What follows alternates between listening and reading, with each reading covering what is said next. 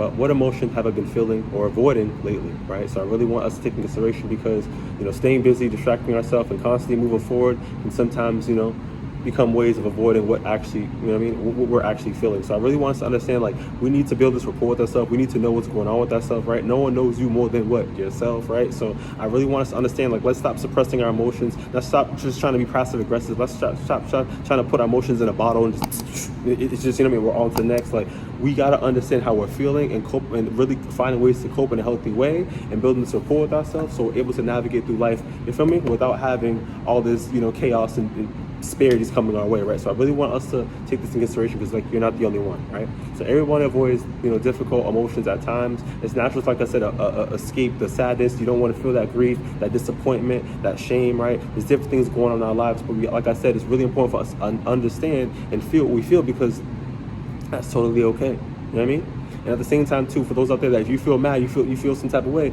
you could feel the way you want to feel, but at the same time, too, is how we're going to respond to the circumstance, right? I don't want us to compromise ourselves. I don't want us to put ourselves into a situation where we're taught from the flow up, we're scratching our head and we're like, only if we could have, you know what I mean? Like, we got to know how we're going to handle things in a healthy way, and this is why mental health and encouragement, we do what we got to do. You feel me? So avoidance can often feel like, like I said, it provides that short-term relief, but at the same time, too, when you're avoiding these emotions, they start to pick up over time, right? It's almost like putting bricks on your back, holding a big backpack, like I said. So I really want to take consideration. Let's really find ways we're able to cope with our emotions. And this person got me pissed off, and how I went about it, or you feel me? Good emotions, and I had a good day, gratitude. I'm grateful that you feel me? I'm breathing. I'm grateful that I made it through the day. You feel me? I tried my best today, and I made it through the. Like, let's really find ways we're able to, like I said, be real with ourselves and get these emotions out in healthy ways, right?